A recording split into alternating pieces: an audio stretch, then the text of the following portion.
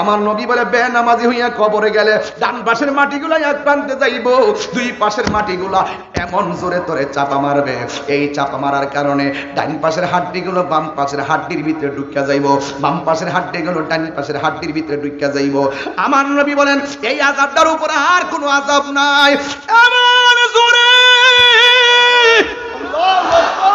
এমন জোরে তোরে চাপা মারব, এই বুয়াপুরের গুরুস্থানটা যদি আমি যাইতে পারতাম, আল্লাহ যদি আমার সেই কান দিত, আপনারা যদি সেই কান দিত, দৈনিক ওয়া ওয়া করে বাঁচাও বাঁচাও করে কান্না চলতেছে, কিন্তু আমরা শুনি না, কিন্তু আমরা দুনিয়ার পাল্লায় পড়ে আছি।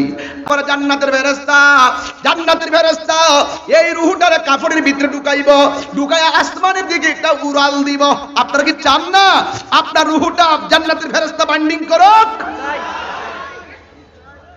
এইভাবে বডিটার ভিতর দিকে রূহটারে বাইন্ডিং করে আসমানে উড়াল দিব।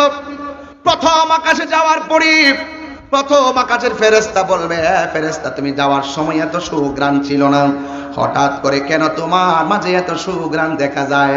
ফেরেশতা বলবে, ফেরেশতা আমার ঘ্রাণ কেন আসছে জানোনি? আজকে এমক এলাকার এমক ইমানদারের রূহটা আমি বাইন্ডিং করে এনেছি, ওই রূহ থেকে এই ইমানদারের এই রূহ থেকে এই ঘ্রাণ আসতেছে।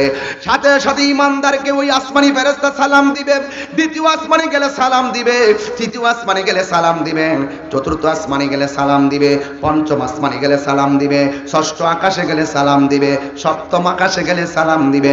এমন ভাবে সালাম দেওয়ার পরে আল্লাহ রাব্বুল আলামিন বলবে, ফেরেশতার সামনে যাইস না, আমি আল্লাহ এই ইমানদারের রূহটাকে রাখার জন্য আমি আল্লাহ একটা বাড়ি বানায়া দিব। এই আওয়াজে মানি না, জোরে কর না, সুবহানাল্লাহ কর না। কি বানায়া দিব? বাড়ি বানাই দিব, কোরআন শরীফের ভাষা। সেই বাড়ির নাম হলো ইল্লিন। কথা কোন ঠিক কি না বলেন? ওই জায়গার ভিতরে ইমানদারের রূহটাকে রেখে দিবে। আর এদিক দিয়ে বুয়াপুরের ইমানদার মানিক মিয়া যদি ইমানদার হতে পারে, ওই ইমানদার যদি আব্দুর রহমান মিয়া ইমানদার হতে পারে, ওই ইমানদারের বডিটারে বাইন্ডিং করার জন্য বাজার থেকে সাদা কাপড় আনবে আর গরম জল করবে, এমন ভাবে গরম জল করবে কসকস সাবান দিয়া বডিটারে দৌত করবে। আজকে মানুষ মারা গেলে দোয়ার মানুষ পাওয়া যায় না, কিছু কিছু মুরব্বি ধুইতে আসে, কিন্তু অনেকে ধুইতে চেষ্টা করে না। যেমন আমি যদি কোনো লাশ ধুইতে দেখি, আমি নিজে পর্দার ভিতরে যাই আর নিজে পানি দেই, আবার নিজে পেটটার মধ্যে এমনি বসাইয়া চাপা দেই। নিচে দিয়া যদি কোনো ময়লা টয়লা আসে, পায়খানা আসে, মলমূত্র আসে, আমি নিজে টিস্যু দিয়া পরিষ্কার কইরা দেই। কিন্তু আমার দেশে এটার অনেকে ঘৃণা করে, আরে ময়লা আসতেছে আমি কেমনে হাত দিয়া ধরমু? আরে ভাই, আজকে এই মেয়ার ময়লা আসতেছে, 2 দিন পরে যে তুমি লাশ হইবা মনে আসেনি? আজকে তুমি যদি আরেকজন ভালোবাসা যদি গোসলখানায় যাইয়া তুমি যদি তার ময়লাগুলা পরিষ্কার কইরা তারে গোসলের কাজে শরীর থাকো, তুমি যদি মৃতের খাট তারে কান্দের মধ্যে লইয়া 40টা কদম দাও, আমার নবী বলে 40টা কদমের বদলতে আমার আল্লাহ রাব্বুল আলামিন তার 40টা কবিরা গুনাহ মাফ করে দিবে। কেহ লইল আতর লোবান, কেহ লইবে জল, কেহ লইল বড়ই পাতার নয়ন জলে বুক বাসে রে, কান্দে হায় হায় রে সবাই, হায় হায় রে। মা কান্দে, বাবা কান্দে, কান্দে আপনজন, মা কান্দে, বাবা কান্দে, কান্দে আপনজন, কান্দিয়া কান্দিয়া জনম বিদায় তোমায় দিবে রে, কান্দে হায় হায় রে সবাই, হায় রে। একটা জবানও বন্ধ রাখবেন না, না জানি কোন দিন বাঁশের জারের বাস আমার জন্য রেডি হয়ে যায়, না জানি কোন দিন বুয়াপুরের সাদা কাপড় আমার জন্য রেডি হইয়া যায়। এই মুহূর্তে আমি যদি টান দিয়ে স্ট্রোক করে মারা যাই, আমাদের এমপি ভাই বলবে তাড়াতাড়ি যাইয়া লাশবাহী গাড়িটা লইয়া তাহির সাহেবের বাড়িতে পাঠাইতে হবে। এই কথা আর তিনি বলবেন না, বলবে লাশটারে বাড়িতে পাঠাইতে হবে। আমার ফ্রিজবাহী গাড়িটা লাশটা আমার বাড়িতে যাওয়ার পর সবাই বলবে লাশটা রাত্রে বেলা ঘরে ঢুকাইস না, ঘরের সামনে লাশটারে রাখ, আমার সামনে একটা চাটারির মধ্যে শুয়াইয়া দিব, আমারে নিতর দেহটা শক্ত হইয়া পইরা থাকবো, মানুষ একের পর এক আমারে দেখতে আসবে। রাতের বেলা আমারে দেখতে আইসা সারা রাত কেউ অপেক্ষা করবে না, কেউ ঘুমের ঠান্ডায় বাড়িতে চলে যাবে, কেউ ব্যস্ততায় চলে যাবে। মানুষ আইব রে এক নজর দেখিতে, মানুষ আইব রে দেহ খাঁচার ও চিনি পাখি, বলুন দেহ খাঁচার উইরা যেদিন যাইব রে এক নজর দেখিতে, মানুষ আইব রে। কেউ কারো কবর আপন হবে না। এই জন্য আমার আল্লাহকে বান্দারে, আমি আল্লাহ তোরে মায়া কিরা বানাইছি, মিনহা খলাকনাকুম, আমি আল্লাহ তোরে মাটি থেকে বানাইছি, ওয়া মিনহা ওয়া ফিহা নুঈদুকুম, এই মাটিতেই তোকে দাফন করা হবে, ওয়া মিনহা নুখরিজুকুম তারাতান উখরা, এই মাটি থেকেই উলম্ব অবস্থায় একটা ময়দানে একদিন উঠবা, ওই ময়দানের নাম হলো হাসরের ময়দান। আমার নবী বলেন যারা বেনামাজি হইয়া কবরের মধ্যে যাইব এদের অবস্থা ভয়াবহ হবে। আমার নবী কয় জাননি, আমি যখন মেরাজের মধ্যে গেছি আমার আল্লাহ অনেক আযাব দেখাইছে, আমার আল্লাহ অনেক গজব দেখাইছে, কিন্তু আমি দেখলাম সব আযাবের ভিতরে কবর আযাবটা হলো সবচাইতে ভয়াবহ। এই কবর আযাবটা বড় কঠিন লাগছে।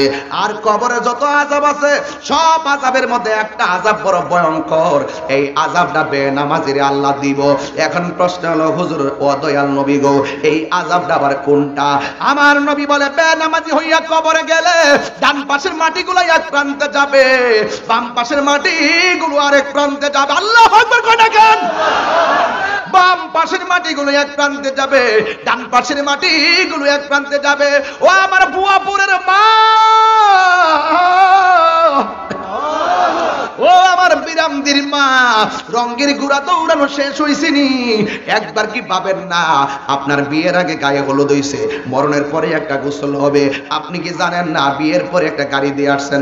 আপনি কি এটাও বুঝেন না মরার পরে একটা পালকিতে উঠবেন? আপনি কি এটা বুঝেন না মরার বিয়ের সময় আপনার সাথে অনেক বরযাত্রী ছিল, কিন্তু মরার পরে আপনার জন্য একটা যাত্রী আসবে জানাজা দেওয়ার জন্য? আপনি কি এটা জানেন না পাশের ঘরে একটা ছোট্ট রুমে ঢুকাই দিছে আপনারে? এটাও কি বুঝেন না মরার পরে এমন একটা ঘরের মধ্যে ঢুকাইয়া দিব? এই জন্য আসল নায়ক হইল অন্ধকার কবর। কথা বলেন ঠিক কিনা? একটু মিলাই দেখেন ঘটনাটা কি।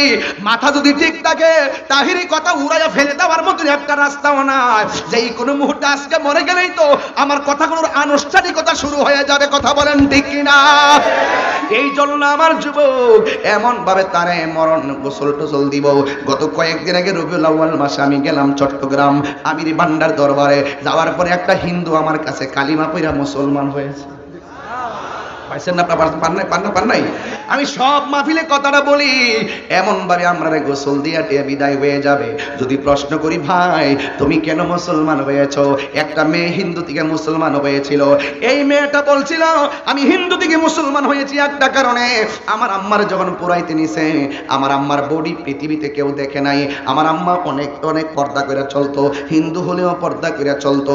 আমার আম্মা খুব হিসাব করে চলতো, বাহিরের মানুষ আমার আম্মার পিঠ দেখে নাই। কিন্তু আমার আম্মা যখন মারা গেল, মারা যাওয়ার পরে বাবা আমি দেখলাম লাকড়ির উপরে মারে শোয়াইলো। মারে যখন আগুনটা লাগাইয়া দিল, বডির কাপড়টা পুড়ে গেল, চোখের পলকে বডিটা ওপেন হয়ে গেল। আবার উপর দিকটা লাকড়ি দিয়া যখন পাটা বাঁকা হয়ে গেছে, লাঠি দিয়া বাইরে আমার আম্মার পাটা সোজা করছে। ওই সময় যখন আমার মার দৃশ্যটা দেখলাম, মুসলমানদের বিদায়ের আনুষ্ঠানিকতা মনে হয়ে গেল। মুসলমানরা কত মায়া কইরা তারে গোসল দেয়, নাক দিয়া যেন পানি না ঢুকে তুলা ঢুকাইয়া দেয়, কান দিয়া যেন পানি না ঢুকে তুলা ঢুকাইয়া দেয়, সাবান দিয়া কত সুন্দর করে গোসল দেয়, আবার সুন্দর জামা কাপড় পরে কি সুন্দর করে কবরে নেয়, লাফ মেরা ফালায় না আস্তে করে নিয়ে কবরে শোয়া দেয়। আবার মাটি চাপা দেয় না, উপর দিক দিয়া বাঁশ গোলা দেয়, আবার চাটি গোলা দেয়, যেন ফাঁক দিয়া কোনো মাটি তার বডির উপরে না মরে। এমন মায়া মায়া রে মায়া, এত সুন্দর মায়া। আমি যে মুসলমান হয়েছি ওয়াদের শুরুতে পেয়ে গেছি আল্লাহ আমরা কত মায়া করছে, আমরা যে কোরআনটা পাইছি আল্লাহ কত মায়া করছে, আমরা যে নবীরে পাইছি উইদাউট অ্যাপ্লিকেশন এন ইল্লা রিসালা, বিনা দরখাস্তে আমরা যে নবীর উম্মত হতে পেরেছি, আমরা যে কত মায়া করে আল্লাহ আমরারে বানাইছে। বন্ধুরে বন্ধুরে, আমার নবী বলে বেনামাজি হইয়া কবরে গেলে ডান পাশের মাটিগুলো এক প্রান্তে যাইব, দুই পাশের মাটিগুলা এমন জোরে তোরে চাপা মারবে, এই চাপা মারার কারণে ডান পাশের হাড্ডিগুলো বাম পাশের হাড্ডির ভিতরে ঢুকিয়া যাইব, বাম পাশের হাড্ডিগুলো ডান পাশের হাড্ডির ভিতরে ঢুকিয়া যাইব। আমার নবী বলেন এই আযাবটার উপরে আর কোনো আযাব নাই। এমন জোরে, এমন জোরে তোরে চাপা মারব, এই বুয়াপুরের গুরুস্থানটা যদি আমি যাইতে পারতাম, আল্লাহ যদি আমার সেই কান দিত, আপনারা যদি সেই কান দিত, দৈনিক ওয়া ওয়া করে বাঁচাও বাঁচাও করে কান্না চলতেছে, কিন্তু আমরা শুনি না, কিন্তু আমরা দুনিয়ার পাল্লায় পড়ে আছি। আমিও তো গত 4 বছর আগে আমার আব্বারে নিজের হাতে বালতি পুরাইয়া পানি নিয়া নিজে আমার আব্বারে গোসল দিছি, নিজে গোসল দিয়া নিজে কবরটার মধ্যে নামাইছি। আমার আব্বার আমি বিদায় করছি, না জানে কোন বাবাটা তার বাপের বিদায় করছে, না জানি কোন ভাইটা তার মারে বিদায় করছে। ওই বাপটা ঘরের মধ্যে নাই, এই বাপটা কিন্তু আমারে বুঝাইয়া দিয়ে গেছে, দেখলে দেখ ব্যস্ততে নামাজ ছুটতে গেলে কিন্তু নামাজটা আদায় করে নিবি। ওয়াজ মাহফিলে থাকো, গাড়িতে থাকো, মাঝে মাঝে ঘুমায় যাস, সুজু থাকার পানি থাকে না, এবং বিভিন্ন সময় বিভিন্ন নিরাপত্তাহীনতায় ভোগস, কিন্তু যখনই সুযোগ পাবি বাসায় এসে নামাজটা আদায় করবি। এই জন্য যুবক, আমার এই আশার বাসার কথাগুলো এখন আর আমারে কেউ বলে না। আমি আমার আব্বারে 4 বছর আগে কবরের মধ্যে নামাই দিয়েছি।